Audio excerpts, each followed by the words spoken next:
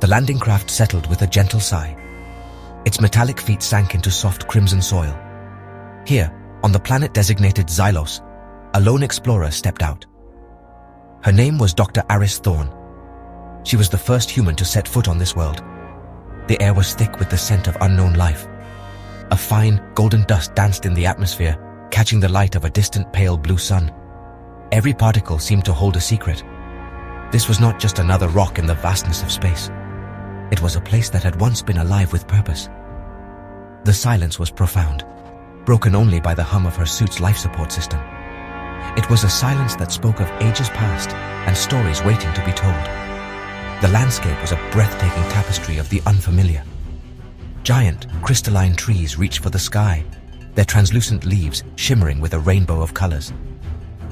They were not like the trees of Earth. These were living sculptures, humming with a low, resonant energy that Aris could feel through the soles of her boots. Strange bioluminescent fungi clung to their bases, casting an ethereal glow upon the red ground. The terrain rolled in gentle waves towards a distant mountain range. The peaks were jagged and sharp, like the teeth of some colossal sleeping beast. It was a world of stark beauty and profound mystery, a world that invited exploration but also warned of its ancient power. Aris took a moment to simply absorb the scene. The sheer scale of it was almost overwhelming. The sky was a deep violet, with two small moons hanging like pearls against the velvet darkness. There were no birds, no insects, no familiar sounds of nature. Yet the world felt incredibly alive. The air itself seemed to thrum with a forgotten energy, a latent pulse that resonated deep within her chest. She had trained for this moment for years. She had studied countless simulations and data streams.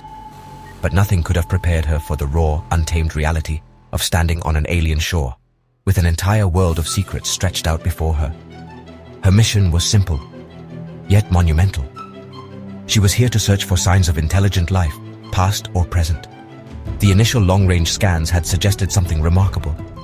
They showed anomalies on the surface, structures that were too regular, too geometric to be natural formations. Now, standing here, breathing the filtered air of this new world, Aris felt a surge of anticipation. She was not just an explorer. She was an archaeologist of the stars, a historian about to open a book that had been closed for millennia.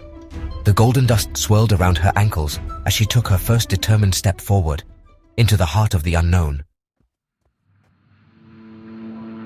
After a short trek across the Crimson Plains, Aris reached the source of the anomalies. Before her lay the ruins of a city. It was a place of silent giants. Towers of a smooth, obsidian-like material pierced the violet sky. They were impossibly tall and slender, twisting toward the heavens in elegant spirals. Time had not been entirely kind to them. Great sections had crumbled, and enormous cracks ran down their polished surfaces. Yet they still stood, a testament to the beings who had built them. The architecture was unlike anything human. It was organic, fluid, as if the buildings had been grown rather than constructed. They seemed to blend seamlessly with the alien landscape around them. Aris walked down what must have once been a grand boulevard. The ground was paved with interlocking hexagonal stones that glowed faintly as her boots passed over them. On either side, smaller structures opened up like blooming flowers. Their walls were curved and adorned with intricate carvings. These were not mere patterns. They depicted celestial charts of unknown constellations and strange, graceful life forms that moved through swirling cosmic nebulae. The golden dust had settled in the crevices of these carvings, highlighting their incredible detail. It was a city built by artists and astronomers, a civilization that looked to the stars with reverence and curiosity. A deep sense of wonder filled Aris. The silence here was different from the silence of the plains. It was heavier. It was filled with the echoes of voices that had long since faded. Aris could almost imagine the beings who walked these streets. She pictured them looking up at the same twin moons, their thoughts and dreams lost to the ages. What happened to them? Why was this magnificent city now empty? The questions hung in the dusty air, as tangible as the ancient structures themselves. There were no signs of conflict, no marks of a great war. The city seemed to have simply stopped, as if its inhabitants had set down their tools and quietly walked away one day. She moved deeper into the ruins, her senses on high alert. The strange crystalline flora of Xylos had begun to reclaim the city.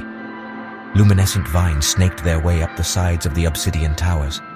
Patches of glowing moss covered the once gleaming pavements. It was a beautiful yet melancholic sight. Nature was slowly erasing the memory of this lost civilization, covering their grand achievements with its own quiet, persistent life. Aris knew her time here was precious. She had to uncover the secrets of this place before they were completely swallowed by the red soil and the shimmering trees, lost forever to the silence.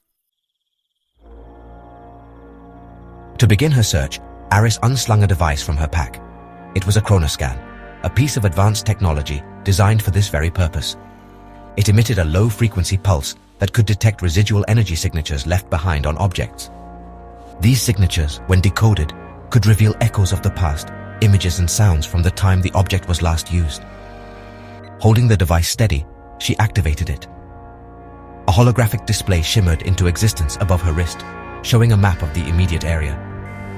Faint glimmers of light began to appear on the map, indicating potential artifacts buried beneath the dust and debris. Each glimmer was a potential story. Her first target was a strong signal emanating from a small, dome-shaped building. Inside, the golden dust lay thick on the floor. The chronoscan led her to a pedestal in the center of the room. Carefully, she brushed away the layers of time with a soft brush. An object was revealed. It was a small, smooth sphere made of a pearlescent material. As her gloved fingers touched it, the chronoscan whirred to life. The holographic display flickered, then stabilized. An image appeared. It showed a tall, slender being with 4 arms and large, dark eyes. The being was holding the sphere, and its long, delicate fingers were tracing patterns on its surface, causing it to glow with a soft internal light. The chronoscan translated the energy into sound. A low, melodic hum filled Aris's helmet. It was a language of tones and harmonies, a form of communication that was as beautiful as it was alien. The projection showed the being placing the sphere into the hands of a smaller, younger version of itself. It was a lesson, a transfer of knowledge. Aris watched, mesmerized, as the holographic figures interacted. She was not just looking at a recording. She was witnessing a moment, a personal, intimate memory preserved for eons in this simple object. The sphere was a teaching tool, a repository of information passed from one generation to the next. She continued her search, moving from building to building, guided by the light of the chronoscan. Each artifact she uncovered told another piece of the story. A carved utensil revealed a communal meal, with dozens of the beings gathered around a glowing table, sharing food and communicating through their melodic language. A shard of a crystalline window pane showed a view of the city in its prime. Luminous vehicles glided silently between the spiraling towers, and the streets were filled with the graceful figures of its inhabitants. Aris was no longer just an explorer in a dead city. She was a privileged observer, piecing together the life of a peaceful, intelligent, and highly advanced civilization.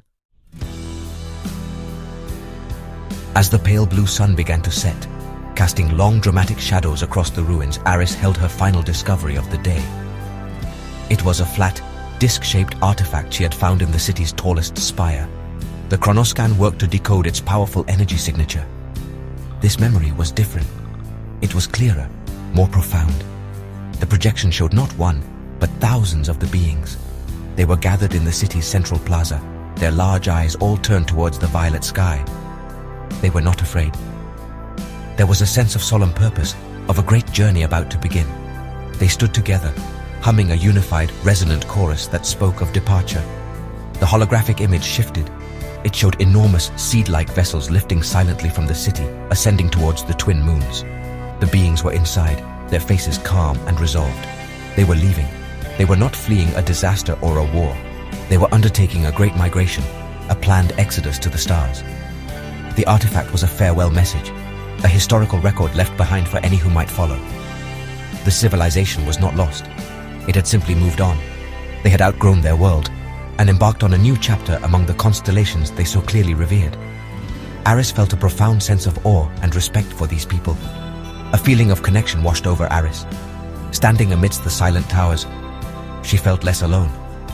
The mystery of the empty city was solved, but a much larger, more exciting one had taken its place. Where did they go? Did they reach their destination? Do their descendants now live among distant stars, building new cities and creating new art? The questions fueled not frustration, but a deep and abiding hope. The universe suddenly felt a little less empty, a little more filled with possibility. These ruins were not a tomb. They were a cradle, the starting point of an incredible journey that was still unfolding somewhere in the vastness of space. With the twin moons now high in the sky, bathing the ruins in their soft silvery light, Aris packed away her discoveries. Her mission had just begun. This city was just one location on a planet filled with history. Every artifact, every carving, every grain of golden dust was a clue. She looked up at the star-dusted sky, the same sky the city's builders had looked upon. She felt a kinship with them, a shared curiosity for the great unknown. The silence of Xylos no longer felt heavy with loss. It now echoed with the promise of discovery. A hopeful whisper carried across millennia, from one explorer to another.